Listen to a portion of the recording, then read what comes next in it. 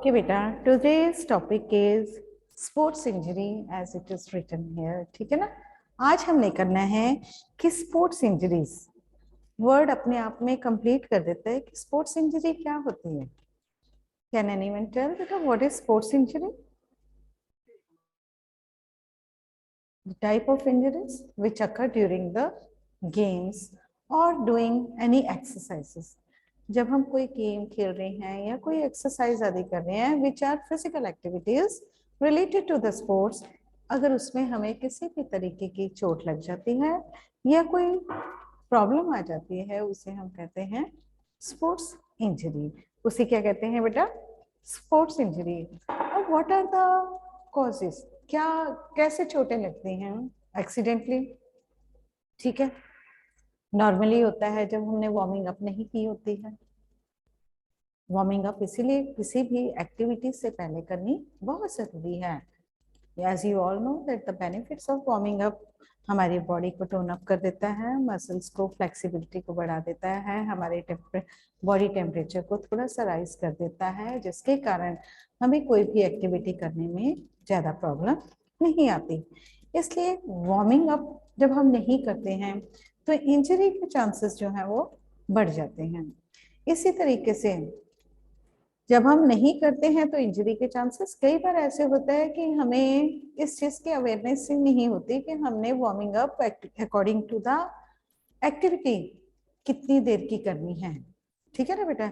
और हम कई बार ओवर स्ट्रेच कर देते हैं, मसल्स को ओवर स्ट्रेच या ओवरलोड कर देते हैं, जिसके कारण भी जो इंजरीज हैं वो हो जाती हैं.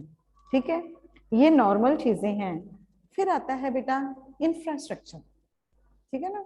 जहां पर हमने खेलना है या जहां पर भी स्टेडियम में या कोई भी जगह पर खेलना है, उसके बारे में, इक्विपमेंट्स के बारे में. क्योंकि कई बार हम क्या करते हैं, अपने इक्विपमेंट्स जो यूज होते हैं हमारी फिजिकल एक्टिविटी या स्पोर्ट्स के लिए, उन्हें हम प्रॉपर चेक नहीं करते, या कई बार आउटडेटेड हो जाते हैं, या कई बहुत पुराने हो जाते हैं, रस्टिंग वगैरह हो जाती है, जिसके कारण क्या होता है बेटे, उनके टूटने का डर रहता है या जिसके कारण हमें चोट लगने लग सकती है. इसलिए हम अपनी जो भी इक्विपमेंट्स हैं या जो भी हमारी एक्टिविटी के लिए इक्विपमेंट्स रिक्वायर्ड हैं, उनको बार बार चेक करना बहुत जरूरी है. ठीक है, उन्हें पड़े ही नहीं रहने देना चाहिए कि चलो 4-5 महीने के बाद या साल के बाद चेक किया. तो कई बार हमें पता नहीं हो सकता है कि रस्टिंग हुई हो सकता है कहीं से वो ब्रेक डाउन हो गया हो रखते समय या कुछ है, और जिसकी हमें नॉलेज ना हो. इसके काफी सारे ऐसे कई बार एग्जाम्पल्स आ जाते हैं, या उसकी जो फॉर्मेशन है, ठीक है ना बेटे, उसकी जो बनावट है या बना हुआ जहां से आया है वहां से हमने चेक नहीं किया और वो करेक्ट नहीं है, और जिसके कारण हमें चोट लग सकती है. ठीक है ना? ये बड़ी ही कॉमन चीजें हैं. अब किस तरीके से है, इसके कई एग्जाम्पल देखे होंगे, कई बार हो जाते हैं. और while watching the matches and all, हम इन चीजों को देखते हैं कि कई बार ये चीजें बहुत खतरनाक और इंजरी कई बार फैटल तक हो जाती है. ठीक है, एक बार क्रिकेट खेलते हुए बैट्समैन ने बॉल को बैट से बहुत जोर से हिट किया, और वो बैट चेक नहीं या पुराना था, तो जहां से वी शेप होती है ना बेटे, वहां से बैट उखड़कर बहुत दूर चला गया, जिसके कारण इंजरी किसी को भी हो सकती थी. ठीक है ना? ये चीज का ध्यान रखना. या वेट लिफ्टर ने वेट लिफ्टिंग के टाइम में जब चेक नहीं किया कि रॉड जो है वो करेक्ट है या नहीं है, तो वो जब उठाने लगा और वो ब्रेक डाउन हो गई, और जिसके कारण उसके इंजरीज, स्वेयर इंजरीज आ गई. या हम जब चेक नहीं करते हैं अपने क्लिंट्स वगैरह, जब हम रनिंग करनी होती है, जो एथलीट्स होते हैं, स्प्रिंटर्स होते हैं, या हर्डल्स वगैरह की प्रॉब्लम्स जो हैं वो कई बार हमने देखी है, या फिर ग्राउंड की भी प्रॉब्लम हो जाती है. कई बार हम चेक नहीं करते हैं कि जिस ग्राउंड में हमने खेलना है, तभी आप देखते हो ना जब मैच स्टार्ट होते हैं तो पिच को देखा जाता है, उसकी मिट्टी को देखा जाता है, वहां पर अगर कोई अनइवन प्लेस है तो उससे पैरेलल किया जाता है. ये सारी चीजें क्या हैं? ये इंफ्रास्ट्रक्चर के अंडर आती हैं कि खेलने से पहले इन्हें भी चेक करना बहुत जरूरी है. To avoid the injuries, injuries को अवॉइड करने के लिए कि चोट ना लग जाए, क्योंकि चोट क्या कर देगी बेटे हमारे ट्रेनिंग टाइम में, कई बार हम ट्रेनिंग टाइम में प्रॉपरली ट्रेनिंग के रूल्स को फॉलो करके नहीं गेम्स करते हैं, तभी भी हमें चोट लग जाती है। बहुत सारे सोर्सेज हैं जिनके द्वारा हमें ड्यूरिंग द एक्टिविटी और स्पोर्ट्स हमें या एक्सरसाइज के बाद समय में चोट लग जाती है, और जिसके कारण हमारी ये एक्टिविटी को हैम्पर कर देता है, क्योंकि चोट लगी है वो ठीक हो गई, उसके बाद रिहैबिलिटेशन होगी, उसके बाद हम कब अपनी प्रॉपर कंडीशन में आएंगे और उसके बाद हम प्रैक्टिस करेंगे। ठीक है, कई बार तो ये हालात हो जाते हैं कि हमारा कंपटीशन जो है वो बहुत क्लोज होता है और हमें उस समय चोट लग जाती है, जिसके कारण हमारा वो टाइम पीरियड बहुत शॉर्ट होने के कारण हमारे पूरे साल की या हमारे जितने भी टाइम पीरियड की जो प्रैक्टिस थी वो सारी खराब हो जाती है, क्योंकि till that time we can't be perfect for the activity. तो इसलिए इन चीजों का हमारे लिए ध्यान रखना बहुत ही जरूरी होता है। फिर आता है प्रॉपर गियर्स ना पहनना। क्यों हम कहते हैं कि जब हम कोई एक्टिविटी करते हैं उसके लिए प्रॉपर ड्रेस गियर्स हैं उनको पहनना बहुत जरूरी है। ठीक है, अगर आपने देखा होगा फुटबॉलर्स हैं, ठीक है बेटे, तो वो यहाँ तक की ही सॉक्स क्यों डालते हैं, ठीक है ना बेटा। अगर क्रिकेटर्स हैं तो वो सारे गार्ड्स क्यों पहनते हैं, एल्बो है, रिस्ट है, लेग है, बाकी सारे हेलमेट है, उसके हेलमेट के आगे भी स्टॉपर है, वो क्यों लेते हैं, ताकि अवॉइड हो सके चोट। ठीक है, उसके बाद है इंफ्रास्ट्रक्चर की, जैसे मैंने अभी बात की, ग्राउंड को चेक करना, उसमें कहीं अलग अलग जगह पर पिच तो नहीं है, या ट्रैक को चेक करना वहां पर कहीं पैरों में कंकड़ तो नहीं है ज्यादा, कई बार ऐसे होता है कि कांच होता है या कुछ होता है। फिर शूज पहनने बहुत जरूरी है, क्योंकि अगर हमारे पैरों में चुभ जाए तो चोट लगेगी ही लगेगी। इसके साथ साथ क्या होता है बेटे, जब हम प्रॉपर गियर्स में नहीं होते स्पोर्ट्स के, तो हम अपना 100% भी नहीं दे पाते। What is the relation between a gear and 100%? क्योंकि हमारी हमेशा डिस्ट्रक्शन रहेगी कि ओहो यहाँ खड्डा तो नहीं है, यहाँ पर कोई और चीज हम तो नहीं बना हुआ है, मेरी रनिंग में तो नहीं प्रॉब्लम आ रही। तो हमारी जो कंसंट्रेशन गेम की तरफ होनी चाहिए थी वो हमारी क्या है, डिवाइड हो जाती है, और जिसके कारण हम अपना 100% या गुड रिजल्ट नहीं दे पाते। इसलिए प्रॉपर इक्विपमेंट्स, प्रॉपर ड्रेस और अकॉर्डिंग टू रूल्स को खेलना या उसको फॉलो करना बहुत ही जरूरी होता है ड्यूरिंग एक्सरसाइज, ड्यूरिंग ट्रेनिंग का। ठीक है, इतनी बात समझ में आ गई। अब इंफ्रास्ट्रक्चर वर्ड जो है इसमें होता है कि स्टेडियम किस तरीके से, ठीक है, अकॉर्डिंग टू द एक्टिविटी, उसके साइड में ड्रेनेज सिस्टम है कि नहीं है। ऐसा ना हुआ जैसे आज बारिश हो गई और पूरा पानी भरा हुआ है, उसके बाद उसका स्लिपरी होना, उसके बाद उसको सुखाना, फिर कंडीशन में लाना। आप कई बार देखते हो ना, जब मैचेस आ रहे होते हैं तो हम कहते हैं पिच और ग्राउंड जो है वो बहुत स्लिपरी था, जिसके कारण दोनों में से, बैटिंग और बॉलर में से एक के लिए बेनिफिशियल हो जाता है, वो क्या है, दूसरे के लॉस है। स्लिपरी होने के कारण बॉलर पकड़ रहा है और स्लिप हो गया, टाइम कंज्यूमिंग हो गया। In the same way for the runner जो हिट करके रन कर रहा है उसके लिए भी। तो ये चीजों का हमें ध्यान रखना बहुत जरूरी है। उसके साथ साथ एनवायरनमेंट जो है वो स्पोर्ट्स का होना बहुत जरूरी है। ठीक है, नियर बाय इंडस्ट्रीज ना हो जहां से पोल्यूशन आ रही है, तुम्हारी एक्टिविटी को डिस्टर्ब करने में बहुत ही वो हेल्पफुल हो जाते हैं। हमारे साइट्स जो हैं वहां पर ज्यादा ट्रैफिक या ज्यादा वो ना हो, साइलेंट और कंसंट्रेशन बढ़ाने के लिए ऐसी जगह होनी बहुत जरूरी है। इक्विपमेंट्स जो है वो अपडेट होने चाहिए, रूल्स जो हैं वो पता, लॉस रूल्स जो हैं वो अपडेट होने बहुत ही जरूरी होते हैं, तभी हम किसी काम को बहुत आसानी से और बहुत अच्छी तरह कर सकते हैं। ठीक है ना बेटे, तभी हम कर सकते हैं जब हम इन चीजों को फॉलो करते हैं। इज इट क्लियर बेटा? अब इसी में आता है कि इंजरीज को हम क्लासिफाई करते हैं नॉर्मली 3 वे से, 3 तरीके से होता है कि हमें इंजरीज कैसे लगती हैं, ठीक है। एक होता है वे बेटे डायरेक्ट, डायरेक्ट हिट होना, ठीक है।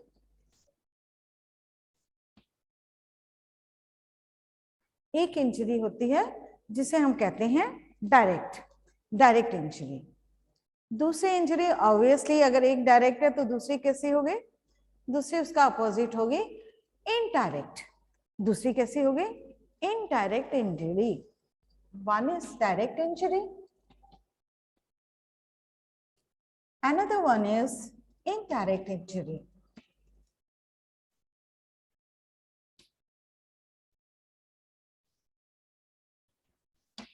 तीसरी है ओवर यूज। अभी मैंने जैसे बताया है कि ओवर स्ट्रेचिंग या ओवर उसके कारण क्या होता है, हमें इंजरी होती है। तो तीसरी कौन सी है, ओवर यूज करने से जो इंजरीज होती हैं। अब ये कौन सी होती हैं या कैसे होती हैं, let us know about this, कि ये इंजरी कैसे होती हैं या क्या होती हैं। सबसे पहले है डायरेक्ट इंजरी। डायरेक्ट इंजरी क्या होती है, एक्सटर्नल ब्लो। कई बार दौड़ते हुए आ रहे हैं, दो टकरा गए हैं, कई बार बॉल को देखते देखते हम क्या करते हैं, तभी कह रही हूँ ना मैं कि स्टेडियम या कहीं पर ऐसा ना हो तुम्हारे एकदम catch, you are about to catch the thing और तुम्हें पता नहीं है और तुम्हारा पैर कहीं गलत जगह पर पड़ गया या नीचे पत्थर था या कुछ था, तो हमें डायरेक्ट हिट हो गई। फोर्स से क्या हो गया या ब्लो से क्या हो गया, हमें इंजरी हो गई, ऑन द स्पॉट इंजरी हो जाती है, ठीक है। कॉल्यूजन कई बार होता है, हम देखते हैं कि बॉल को सिर्फ देखते हुए दो जो हैं फील्डर्स वो आपस में टकरा जाते हैं बहुत बुरी तरीके से, ये है कॉल्यूजन। ये क्या होता है बेटे, कॉल्यूजन। और इस तरीके से हम देखते हैं कि चोट लग जाती है और इसका रिजल्ट ये होता है एक्सटर्नल फोर्स से हमारे टिश्यूज या लिगामेंट्स जो हैं, ये जॉइंट्स हैं, या हमें ब्रूसेस वगैरह हो जाते हैं, एब्रेशन वगैरह हो जाते हैं। ये है डायरेक्ट इंजरी। ये क्या है, डायरेक्ट इंजरी। अब है इनडायरेक्ट इंजरी कौन सी होती है बेटा, वो यूजुअली क्या होता है जब एथलीट के इंटरनल जैसे टिश्यूज या लिगामेंट्स वगैरह अंदर से टूट जाते हैं, ठीक है ना बेटा। टेंडेंस का या मसल्स का इंटरनल और एक्सटर्नल फोर्स से काफी जोर से लगना और टूट जाना है। कई बार हम देखते हैं ना कि हमारी बॉडी पर ब्लूइश कलर हो गया है, ठीक है, हिट हुआ है उसके बाद थोड़ी देर पता नहीं, लेकिन इंटरनल ब्लीडिंग हो जानी। इंटरनल ब्लीडिंग जब होती है उसके बाद जब धीरे धीरे ब्लड ठंडा होता है तो वो ब्लूइश टोन में हमारे बॉडी पर निशान पड़ जाते हैं, जहां पर काफी टाइम तक हमें पेन रहती है और कई बार वहां पर मूवमेंट्स भी रिस्ट्रिक्ट हो जाते हैं, यानी कि हम ज्यादा मूवमेंट्स नहीं कर पाते हैं because it will give us a pain. हमें उस चीज की दर्द होती है, इसलिए हम अपनी एक्टिविटी को आसानी से नहीं कर पाते हैं। अब दो तरीके हो गए कि स्पोर्ट्स इंजरीज में डायरेक्ट इंजरी है, इनडायरेक्ट इंजरी है। अब ओवर यूज बॉडी का, नहीं नहीं मैं 5 मिनट और ही एक्सरसाइज कर लेता हूँ, चलो 2 मिनट और कर लेता हूँ, आज इतना करूंगा, इससे इतना कर लेता हूँ मैं सबको। इसमें कई बार स्टार्टर में जो होता है, कई ट्रेनिस जो होते हैं, ट्रेनर्स जो होते हैं, उनको लगता है कि हम अपना दिखाएं कि हमने कितना कर लिया है, और उसी चक्कर में वो क्या करते हैं बेटे, उनकी प्रॉब्लम ये हो जाती है कि वो अपने मसल्स के टेंडेंस वगैरह को कंटिन्यू और रिपीटेडली करने के कारण उसका ओवर यूज कर लेते हैं, जिसका उन्हें ज्ञान नहीं हो पाता। और कई बार ऐसे भी होता है कि हमारे जो इक्विपमेंट्स हैं वो सही नहीं होते हैं, रिजल्ट कम और ओवर स्ट्रेचिंग ज्यादा हो जाती है, ठीक है ना, और जिसके कारण हमें प्रॉब्लम आनी शुरू हो जाती है, या टेक्निक्स जो है वो करेक्ट फॉलो ना हो। आपको याद है कि जब आप गए थे स्पोर्ट्स कॉलेज शॉर्टपुट के लिए, ठीक है ना, again and again I was telling you and showing you how to adopt the correct technique for the shot put, कि शॉर्ट पुट को पटिंग करने के लिए तुम्हारा कौन सा एग्जैक्ट उसे पकड़ने का, ग्रिपिंग करने का, उसे डिलीवर करने का कौन सा टेक्निक है, तुमने कहाँ पर शॉर्टपुट को अपनी बॉडी में रखना है, how you have to bend your body, jerk नहीं देना है, और थ्रो जो है या शॉर्ट पटिंग द शॉट जो है वो बैक से नहीं होनी चाहिए, हमारे शोल्डर्स के बैक से नहीं, तभी उसे हम थ्रो नहीं कह के पटिंग कहते हैं। ये क्या है, ताकि हमारी मसल्स जो हैं वो ओवरस्ट्रेच ना हो जाए, या कई बार हमारी जो डिलीवर करने की पोजीशन होती है शॉर्टपुट को वो प्रॉपर ना होने के कारण क्या हो जाता है, फिंगर्स पे इंजरीज, शोल्डर पे इंजरी, एल्बो पे स्लाइड मतलब कम है पर नॉर्मली रिस्ट पर यहाँ पर ज्यादा इंजरीज के चांसेस बढ़ जाते हैं। Why? Because when we are not following the proper technique, जोर हमारा ज्यादा लगता है, आउटपुट हमारी कम आती है। कोई भी चीज हो वो टेक्निक के साथ की हुई में क्या होता है, हम मैक्सिमम आउटपुट देते हैं।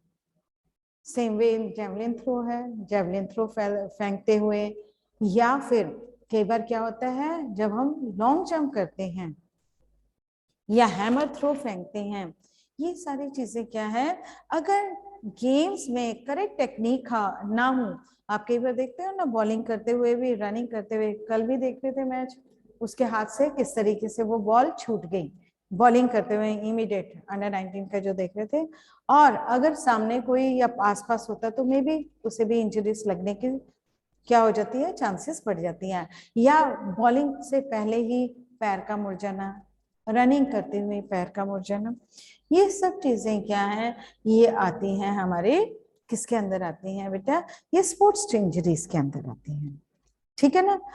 अब इन्हें हम, ये तो है कि अगर हम क्लासिफाई करते हैं तो 3 तरीके से इंजरीज लगने के चांसेस हैं।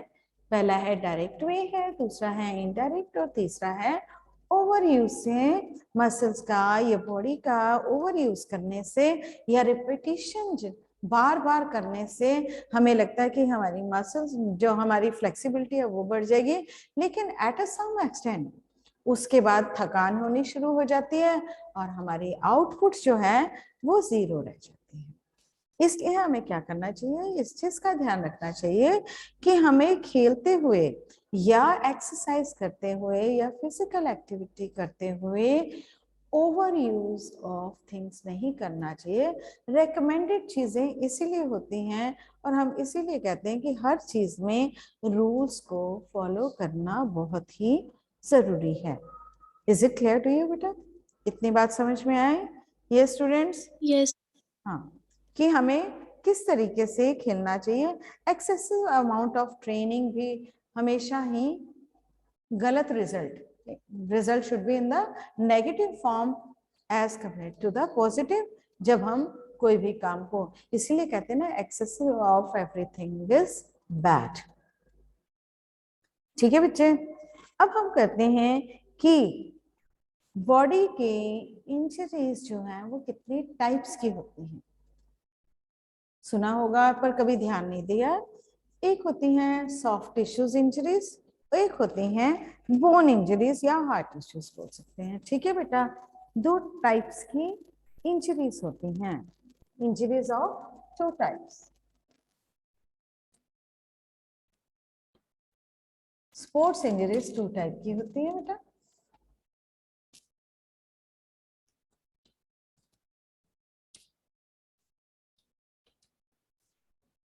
सॉफ्ट टिश्यूज होती हैं, बोन इंजरीज होती हैं, ठीक है ना, बोन इंजरीज जो है।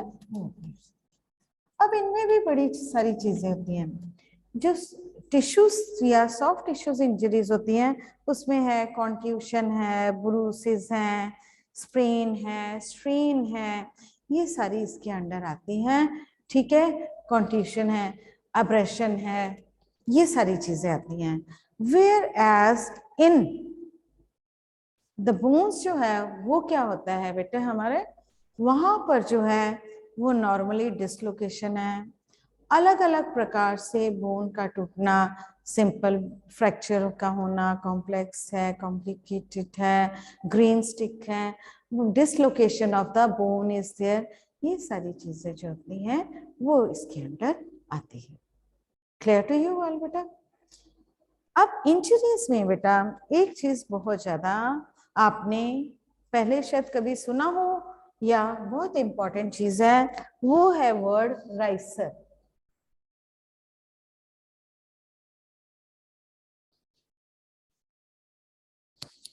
एक राइसर वर्ड है, कई बार प्राइसर भी होता है, दोनों ही चीजें हैं, राइसर भी है और प्राइसर भी है। ये वर्ड आपने आम सुना होगा कि ये क्या होता है, ठीक है ना बेटा? अब वर्ड जो है ये एब्रिविएशन बनाई हुई है। स्पोर्ट्स में पी से प्रिवेंशन, प्रिवेंट, ठीक है ना? प्रिवेंशन के अंडर है हमें पहले ही जो भी बताया है चीजों का ध्यान रख लेना चाहिए ताकि चोट जो है, इंजरी ना जो है, उसकी चांसेस जो है वो रिड्यूस हो जाए या कम हो जाए, ठीक है ना बेटा? हमें सबसे पहले बेटर इज जो है वो प्रिवेंशन है, कहते हैं ना prevention is better than cure. तो ध्यान अगर हम कर लें तो हम कई इंजरीज या कई ऐसे इंसिडेंट्स या एक्सीडेंट्स को अवॉइड कर सकते हैं।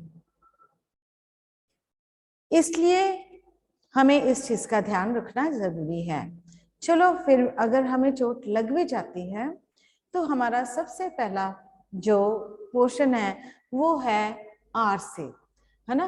That means rest, give a rest, ठीक है?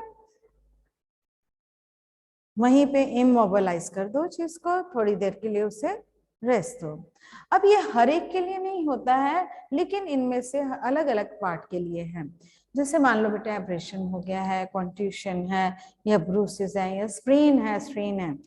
इनमें क्या होता है, स्प्रेन हो गया है जिसे आप नॉर्मली बोलते हैं ना, मेरे पैर में मोच आ गई है, या पैर एकदम से टिल्ट हो गया या मुड़ गया है, तो हम क्या करते हैं, इमीडिएटली उसे वहीं बिठा देते हैं, ठीक है बेटा? रेस्ट देना बहुत ही जरूरी है ताकि जो लिगामेंट्स या टेंडेंस वगैरह ब्रेक डाउन हो गए हैं उन्हें वहीं पर थोड़ा सा रेस्ट मिल जाए। उसके बाद होता है, हर एक प्रॉब्लम के लिए एक जैसा ट्रीटमेंट नहीं है। अगर हमें स्प्रेन या स्ट्रेन है तो हमने क्या करना है, एकदम से क्या होता है, स्वेलिंग हो जाती है, लेकिन ये जरूरी नहीं है कि फ्रैक्चर ही हो। हमें क्या करना चाहिए, आइसिंग कर देनी चाहिए वहां पर, ताकि जो स्वेलिंग है और इंटरनल ब्लीडिंग जो है वो वहीं पर रुक जाए, ठीक है बेटा? तो इसके लिए हमने क्या करना है, आइसिंग करनी हमारे लिए बहुत ही जरूरी हो जाती है। और आइसिंग भी आपने देखा होगा कई बार जब बच्चों को चोट लगती है तो हम किचन से बर्फ मंगवाकर स्कूल की वहां पर क्या करते हैं, उसको डायरेक्ट अप्लाई नहीं करवाते हैं, उसे किसी चीज में रैप करके या आइस पैकेज जो है वो मंगवाकर हम बच्चे के लगाते हैं, to give a rest to that part, ठीक है ना? उस पार्ट में रेस्ट देने के लिए वहां पर क्या किया जाता है, उसकी आइसिंग की जाती है। अब उसके बाद क्या किया जाता है, धीरे धीरे ब्लीडिंग भी बंद हो जाती है, थोड़ा कूलिंग डाउन और थोड़ा रेस्ट मिल जाता है। उसके बाद कंप्रेशन करते हैं,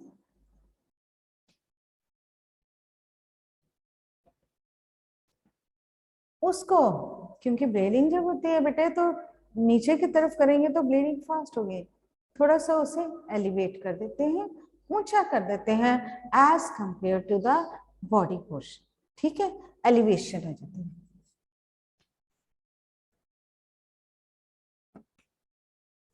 और फिर होता है रिहैबिलिटेशन टाइम, जब मेडिकेशन हो गई है, सब प्रोसीजर हो गए हैं, उसके बाद जो है चोट लगने के बाद उसे मेडिसिन द्वारा या जो भी उसकी रिक्वायरमेंट थी उसके बाद उसे ठीक करके थेरेपी के द्वारा, स्लो एक्सरसाइज, फिजियोथेरेपी के द्वारा या अलग तरीके से उसको दोबारा इंजर्ड पर्सन को सेम पोजीशन में लाने के लिए रिहैबिलिटेशन टाइम पीरियड होता है, ठीक है ना बेटा?